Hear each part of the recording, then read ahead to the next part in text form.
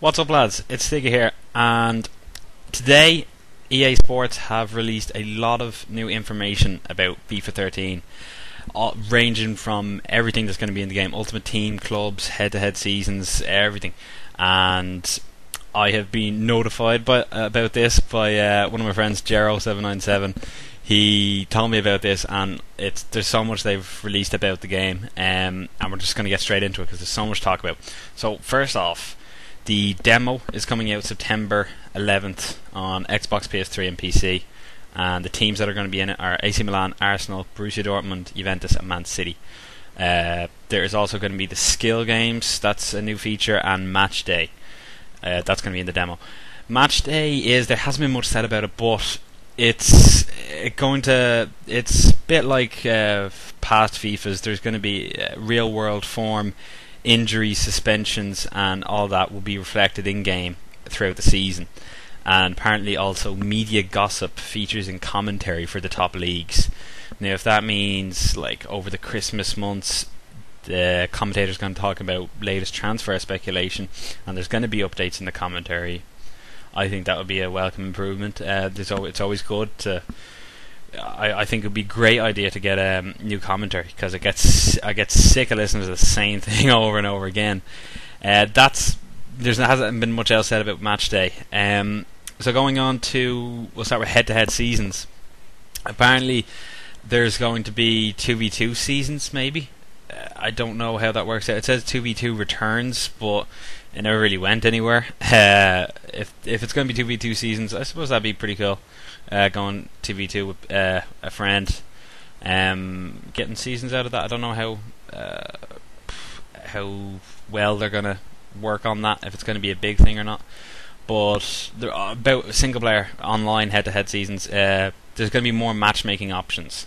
So you can search for people with guests, you can do club versus international, you can define it a lot better. There's going to be better matchmaking, which is about time, because they introduced this last year and it didn't seem to work very well. So apparently now you're not going to get the likes of Spurs versus Brazil, or 4.5 star versus 5, because I've gotten that all the time, and I get it when I'm the 5-star team and when I'm the 4.5 star team, or even 4-star. I was playing as Newcastle and I got some guy who was Brazil, and it just, what's the point in picking a smaller team if you still have a chance of getting a 5-star team? So hopefully they completely perfect that. There's going to be division titles. They're going to keep this whole division system and they're going to implement it into a lot of other modes. I'll speak about that now in a minute. But there's going to be division titles. So in FIFA 12 there was only a Division 1 title, and that was it. All the rest of the divisions you could just get promoted and that was it. But now there's also promotion for every division and a division title, so you can get promoted, or you can also get promoted and win the title, which is pretty good. And you can showcase all of these titles in your trophy cabinet, and as you go up in level, in like the EA Sports Football Club, that thing down the bottom right hand corner of your screen, and you can also unlock better trophy cabinets and showcase all your trophies that you've won over the seasons. So going from that, we'll go to Ultimate Team. Ultimate Team, they're also using the whole seasons idea. There's going to be 5 divisions, both single and online. You can play single player divisions. I don't know what that means, but there's a few kind of refinements for the single player divisions. Does that mean that the tournaments are going to be gone now? I don't know. It could. I'm not sure. I preferably like the tournaments. It's just win 5 games in a row, but 4 or 5 games. But the divisions would also be good as well. Give you a little bit of a change up. There's going to be prizes based on squad performance in the seasons. I don't know what those prizes are. They're not very specific. Squad performance. You always get this squad performance when doing the tournaments in FIFA 12. You get 1,000 extra coins for getting team of the tournament. What's team of the tournament? I don't know. You won it. Apart from that, like, you could lose in the final and you scored like 50 goals overall, but I don't know if you get team of the tournament. I don't know how that works. But you also get reward packs for returning. That's been in every other FIFA Ultimate Team that I've played. I've played them all. You always get reward packs, so That's nothing new. Apparently going to be a redesigned main menu for Ultimate Team. It's going to be quicker and more dynamic. The one thing I'd like to see for the main menu is simply, well, for the trading. I'd just like to be able to search for a player by name. I don't know why we have to go through, position, formation, country, league, team. Why can't I just type in his name? Yeah, I don't see why that's such a big deal. I think that would make things a lot handier, because sometimes you have the likes of, let's say you're looking for a Spanish midfielder from Barcelona. Let's say you want Xavi. You're going to get a lot of Iniestas and Busquets as well, so I'd prefer if you could just type in the name. But you can buy and unlock rewards in the EA Sports Football Club catalogue for your club. Now, the football club didn't really mean much apart from having a level in FIFA 12. In this, you can buy things for your club, such as more squads and bigger trade piles. I don't know how, if you're only going to have like only one squad when you start off, because that'd be pretty unfair. But I definitely want bigger trade piles, because it's just better in general. You can do more with trading, more in general. So hopefully that's not like too difficult to obtain. But fitness is redesigned. Apparently fitness cards are way more important now. I don't know what that means. Not much to go on there.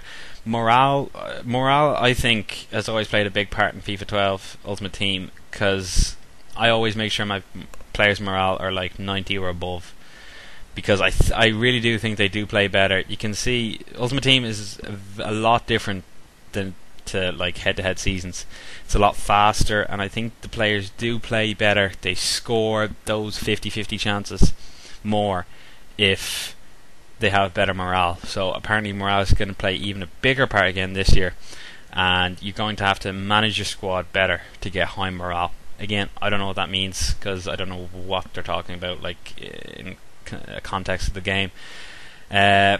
Players expect to win to keep their high morale. I don't know. That hasn't really changed much since FIFA 12. It always looked to me as if when I put a team morale card on the team, their morale stayed up as I won games. So that's nothing new. One new feature is you can challenge the team of the week for a reward every week. Now, whether that reward is just a few measly coins or a team of the week player, I think that would be good. I know, like, if there's a really good team of the week, people will be challenging it as much as they could, but maybe if EA were to make it to get a team of the week player, you play on legendary, and if you beat them, then you get a team of the week card. I think that'd be a lot better than just getting a few coins. It'd make people improve their game a lot more. And there's also new manager tasks help you teach the mid-level tasks of running a club. Mid-level tasks of running a club in just Ultimate Team, that would suggest that there's going to be really impressive things for manager mode. If they're implementing such things as mid-level tasks of running a club, what could that be? Like training?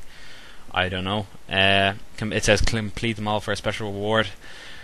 That would show that there's going to be a big emphasis on like kind of the lesser important things in manager mode. So I'd always love there to be the likes of a youth system that you could completely develop. You can play youth team matches, reserves, all that, go scouting, and I'd love that if that was shown in manager mode. There's nothing they've released about manager mode, but I would really love to see that. That is all about Ultimate Team. Going on to clubs, I'm a big clubs fan. Me and my club play clubs all the time, and they've improved it quite a bit. So first, there's online pro progression, which means your pro is saved on the EA Sports server and not on your hard drive and save files, which basically means there's no more hackers. You're not going to have any of these 99 rated pros. I think that's a long time coming, because I don't know why they couldn't fix this sooner. It was around in FIFA 11, and you could see these people with 99 rated pros before you started the game. There's nothing you could do about it. They're 10 foot tall and they can run like Usain Bolt. And in FIFA 12, all they done to fix that was they took away being able to see people's ratings on the, before you started the match. And I was thinking that's the best you can do. But the way to tell people were hacked in FIFA 12 was if their like legs and arms looked orange, that meant they were hacked. But apparently now there's going to be no hackers, which is great. I never hack my pro. I always love getting them, improving them again and again. I think that'll be way better now. There is an online pro for clubs only, which means no more offline boosting. Now that could be quite difficult for some people because maybe they want to get a good pro quickly and play online in clubs, but it's kind of confusing to me because they brought in this new what was it called? I think they're called sliders. I'm not sure what the correct term is for them but when you go into kickoff you can change all the settings and you can make like a shot error 0 and speed. You've probably seen it in kickoff mode. You can just increase all these things, and I thought when they introduced that in FIFA 12, I thought that must be to just help people increase their pros rating. Because what else is it for? Increasing, so you can players are insanely fast and the other team is insanely slow. All your shots go in from 50 yards out. I thought that was just basically to help people perfect their pros. But now they're going away from that, and there's no more offline boosting. You can only improve your online pro in the likes of clubs or maybe team play. There's nothing said about team play, but I assume that's the same. There's tuning to human goalkeepers, which is great. There's no more fully assisted in goalkeepers in clubs, tuned attributes and accomplishments. So that means that the people who either hack or are good enough to get their goalkeeper up to 91 or whatever the highest rating for a goalkeeper is, don't make him 6'5" and just hold LB, and so he just stands in the middle of the net and saves absolutely everything that comes remotely close to him, which is great because it's when you play against these keepers, it's just impossible to score against them. There's no way to score against them other than taking him out of the game by hence scumbagging it. But so that'll be good that they're not impossible to score against now. Again, the seasons format has been introduced to clubs as well, so they're really going in hard with this seasons division thing. There's going to be no more confusing rank points and leagues. Like you have your overall club rating, you'll see it at the end of every match in FIFA 12. Our club rating is like 4,000, around that. We've won 30 titles, cup titles. But it still wasn't very clear, like in context with everyone else, where you were. You just you never felt as in a competitive situation as you do in online head-to-head. I'm in Division 1, I'm in Division 2, I have 2 games left to win. So I suppose it is a bit better for the clubs, definitely. What else is there? So that's the seasons format, that's what they're going with now. There is online pro and computer teammates stats based off real attributes from players in the top leagues. What does that mean? I don't think it means they're going to be literally real players that you're going to be playing alongside. Hopefully that just means they're not completely too left-footed, lofty bastards that they always are. Because that is the most aggravating thing, playing with the any players and they can barely cross their legs. They couldn't kick snow off a rope if they wanted to. I'm sorry, I get very aggravated about it, but they are the most annoying thing in FIFA. Just constantly, they're terrible players. I don't know why they have to be so bad, but I suppose they want to even it out because usually most pros are really highly rated, so I don't know. But what else do we have? Maxed out pros are more realistic to real life players. Accomplishments and growth have been tuned. Does that mean that when you get to about 90 or 91, does your pro start running like Cristiano Ronaldo and taking free kicks like him? I don't know. Maxed out pros come like real life players. I don't know. I suppose it just evens it out a bit more because some pros are just so well rounded. I find when you put pros at like a certain height, some people make them real small, some people make them real tall. But I find around like 5'10", 5'11".